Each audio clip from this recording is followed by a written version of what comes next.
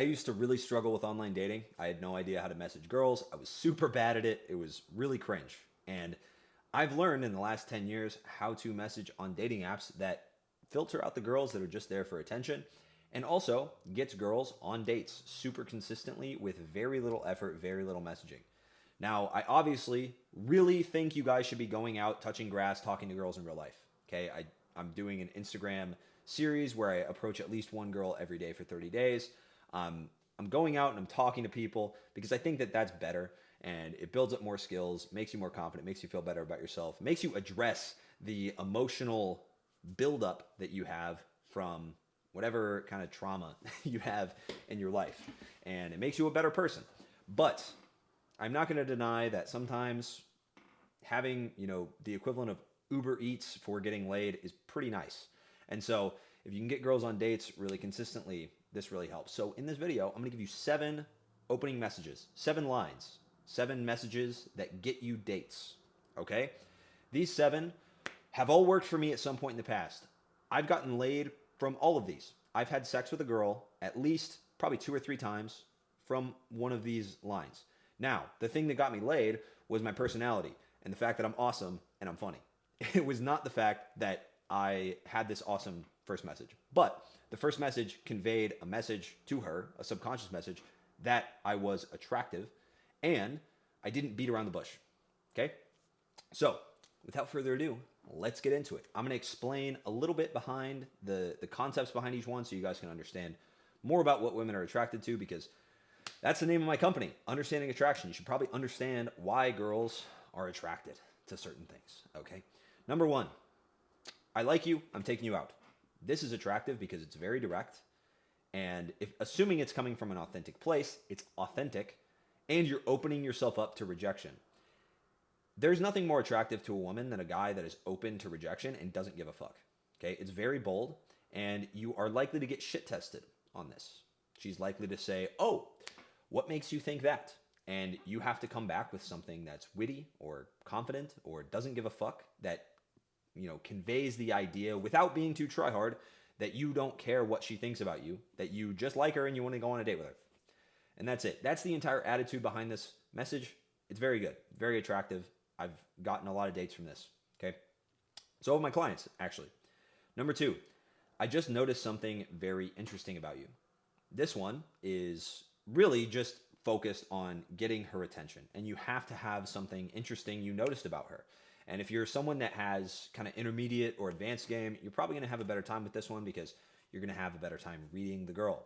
Like 90% of the time, I can read something about the girl just from her photos, the things in her bio, stuff that she says, about the type of person she is, and or even about how she comes back at my first message. And that's a really good one. I've also made a video on how you can script in a very sexual way after this first message, but I wouldn't suggest that for guys that are beginners or even intermediate because, to be honest, you guys, you don't know how to be sexy over text. You guys just come off super tryhard. Like there's a way to be sexual and dominant over text that's very attractive to women that girls really like. It turns them on, but it's tough to pull off. I'm gonna be honest, without coming off try hard. You have to actually know what you're doing. So I wouldn't suggest that, but that video is fun. If you want to go watch it, it's on the channel. Okay, it's one of my more popular videos, like 1,200 views or something like that. All right. Number 3, name. Insert name. Okay, so Jessica. I'm warning you now. This is your last chance to turn back and find a nice, safe accountant your mother would approve of. Okay, this message is very wordy. It's a little try hard, but I used it in my early 20s and it's really good. This follows a theme of a couple of the other messages that I was talking about earlier in the video, where this message basically conveys this idea, or later in the video I'm going to talk about this. This message conveys the idea of, hey, I'm not sure if I like you yet. I'm not sure if this is going to go well. You're disqualifying yourself in a high value and attractive way, which is attractive. It's the same thing as the first message where you say, I like you, I'm taking you out. You're opening yourself up for rejection. For some reason, as soon as, and probably because this takes the pressure off of whatever girl you're talking to, as soon as you admit or tell the girl, hey, you might not like me, you're actually conveying a lot of confidence. It's very sexy to women. Okay, so by saying, hey, you might want to find someone your mother would approve of, first, you're calling yourself fun and kind of a rebel, and you have to have a bit of a rambunctious personality to pull this one off, because you have to stay congruent after the message. But if you can do that, you're in a good spot, okay? Number 4, your trouble. It's kind of the same thing. You're disqualifying the girl, like subtly disqualifying her, right? It's a neutral disqualification. She's like, I think he's saying that that's bad, but also he's kind of implying that it's good. So I don't really know if trouble is a good or a bad thing. So she might say something like, oh, is that a good or a bad thing? Or, yeah, maybe I am. Or, oh, no, I'm not. Either way, it kind of puts you in a position, if she does respond, to, actually be in like a strong frame and be able to tease her and get her to qualify. And then from there, you can actually move the conversation forward and set up a date. All right. Number 5. This one's funny. You know what? Question mark. Okay. So what I like to do after this, because this is another like just spark her curiosity, get her thinking like, what's this guy gonna say? What's gonna go on here? What I like to do after this is just call something out about her that's really polarizing or very obvious about her to me. So this is another one where you might have to read into her a little bit. Some common ones you can pull from is you're not nearly as innocent as you look. That's a really good one. It implies like kind of a sexual frame, but it's also like, it's saying she looks innocent, but you can tell she's not. It's a very attractive trait. If you can start getting good at reading things about girls, especially if you're right, and there are ways to like read a girl where basically you're always right no matter what, because people want to have certain traits no matter what.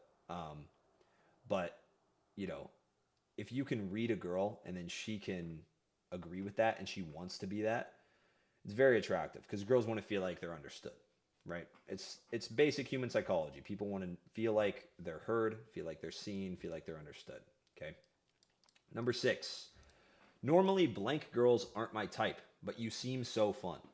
I would only say this to a girl that's not normally my type. So for me, it's blonde girls. Blonde girls, I normally don't get along with them. I don't know why. You have to have a very specific vibe to be blonde and for me to get along with you. I don't know why. But I will say that if I am attracted to a girl on a dating app, I'll be like, or I'll even say this in person sometime. I'll be like, yeah, normally blonde girls aren't really my type, but I like your vibe. Or you seem so fun. Girls love being fun. Girls love having fun, being called fun. It's never a wrong thing to say.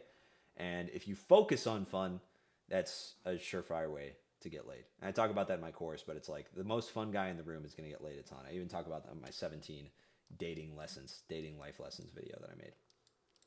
Number 7. This is either going to be the most magical experience or crash and burn in spectacular fashion. This is also pretty wordy, okay? I'm not going to deny that. But it does the same thing. It has the same concept of this could go really well or really badly. Notice how basically all my communication with women is this could go bad, and I'm opening myself up to that possibility, but I don't give a fuck because it is worth opening myself up to the negative to get what I want out of life. And I go for what I want and I don't give a fuck. Okay?